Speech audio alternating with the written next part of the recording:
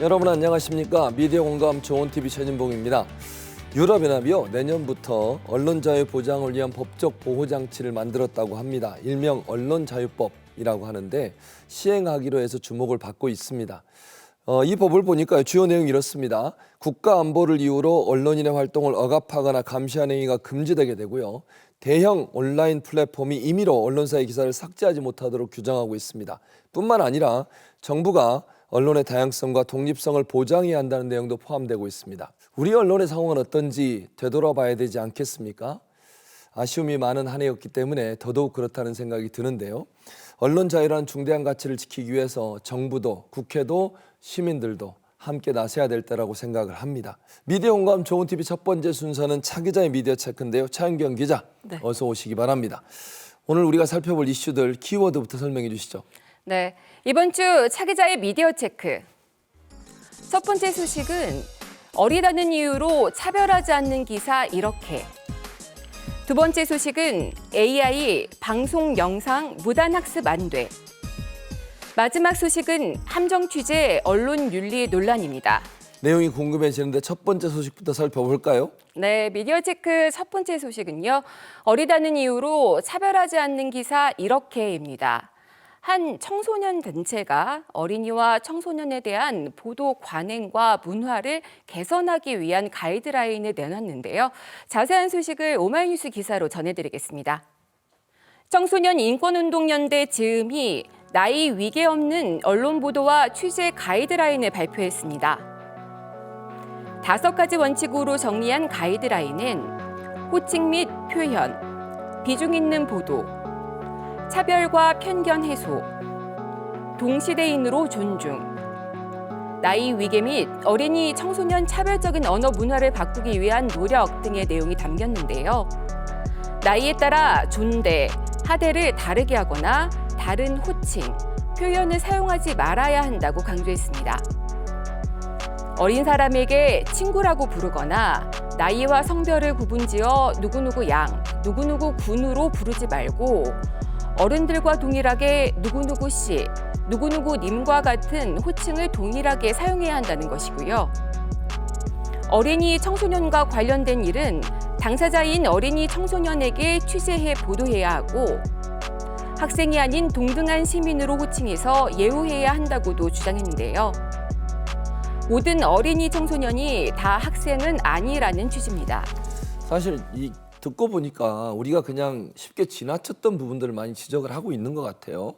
저는 그냥 누구누구 양, 누구누구 군으로 부르는 게 일반적인데 뭐 이걸 꼭 붙여야 되느냐 그렇게 이런 부분도 좀 문제가 있는 것 같고 지금 말씀하신 것처럼 모든 청소년들이 다 학생은 아니잖아요. 그렇죠. 이거 다 차별이 될 수도 있고 아픔을 줄 수도 있는 부분인 것 같은데 개선해야 할 문제가 좀 많은 것 같습니다. 네, 좀 많이 생각해야 될 부분들이 있더라고요. 그 말씀하신 대로 누구누구 양, 누구누구 군을 많이 쓰는데 이게 미혼이나 미성년자들에 대해서 약간의 그 존칭을 하는 의미긴 합니다. 근데 이 단체 등에서는요, 이 자체로도 자신보다 나이가 어린 사람에 대해서 약간 낮춰 대하는 것이다. 이런 해석들이 있습니다. 그렇기 때문에 누구누구 씨로 표현해야 한다는 건데요. 예를 들면 지난 8월에 경기도 성남시 분당 서현역에서 발생했던 무차별 흉기난동 사건에서 당시 한 고등학생이 그 칼에 찔렸던 흉기에 찔렸던 20대 피해자를 지혈했던 소식이 있었죠. 근데 관련해서 이때 몇몇 언론사에서 뭐 17살 윤도일 군이 아니라 17살 시민으로 썼습니다. 이렇게 보도를 해야 한다는 지적이었고요. 또 이제 호칭에 대한 의견 차이가 있을 수는 있는데 이 청소년 단체가 계속해서 캠페인을 벌이는 것처럼 어린 사람은 아랫사람이 아니다라는 부분에 대해서 좀 더 고민을 할 필요는 있어 보입니다. 예. 자, 두 번째 소식으로 넘어가 보겠습니다. 네, 미디어 체크 두 번째 소식은 AI 방송 영상 무단 학습 안 돼입니다. 한국방송협회가 인공지능의 학습 데이터로 쓰이는 언론사 저작물과 관련해서 권리를 주장하는 공동행동에 나섰습니다. 기자협회부 기사로 다시 자세한 내용 전해드리겠습니다. 39개 지상파 방송사를 회원으로 둔 한국방송협회가 국내외 대형 정보기술 기업에 방송사 저작물의 AI 학습 이용 관련 요구사항과 AI 학습 이용 여부 확인 요청 의견서를 전달했습니다.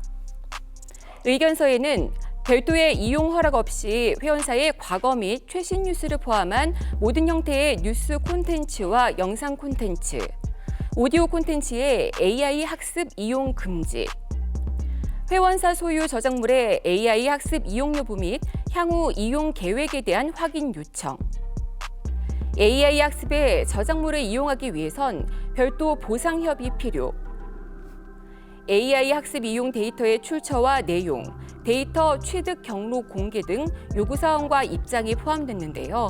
방송협회는 기업들의 회신 내용에 따라 우리나라가 AI의 저작권 관련 국제규범 논의를 주도해 나갈 수 있도록 주무부처인 문체부와 국회에 적절한 제도 마련 요구를 해 나갈 계획이라고 밝혔습니다. 사실 우리나라에서 인공지능 규제와 관련해서 방송계가 움직인 사례가 처음 아니겠습니까? 네, 처음이죠. 어떤 의미가 있을까요? 네, 처음이고요. 그리고 앞으로 이제 걸어가야 할 길도 처음이죠. 그래서 상당한 어려움이 예상이 되는데 지난 8월에 한국신문협회가요, 네이버와 카카오 그리고 구글 코리아 등의 뉴스 저작권 침해 방지를 위한 요구 사항을 전달했습니다.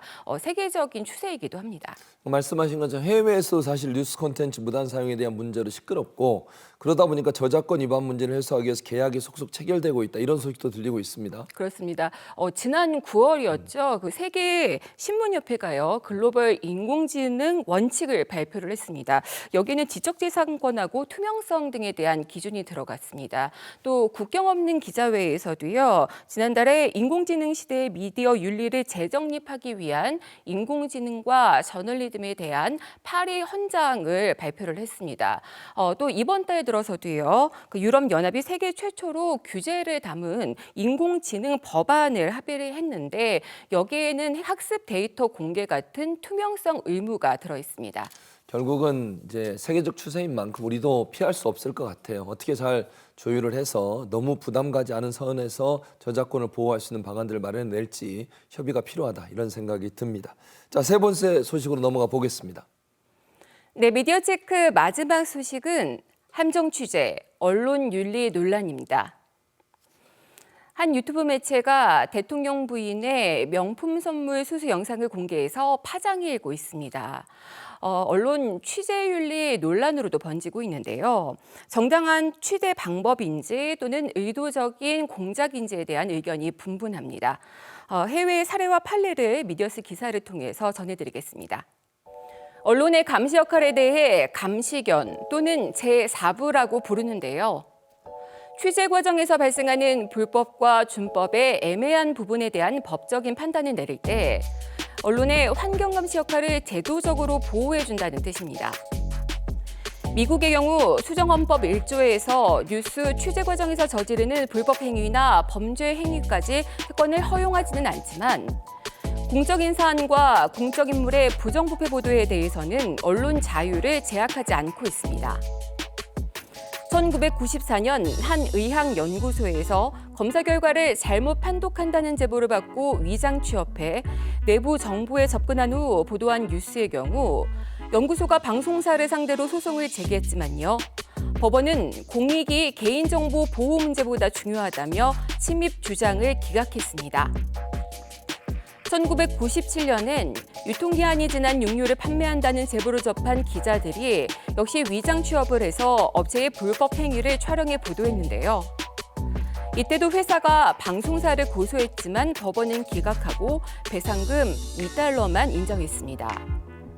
공적인 인물에 대한 언론의 비판과 고의성이 없을 경우 언론의 자유를 보장해주는 것으로 해석됩니다. 결국은 공익적 가치가 더 중요하게 판단된다 이렇게 말씀을 드릴 수 있을 것 같아요.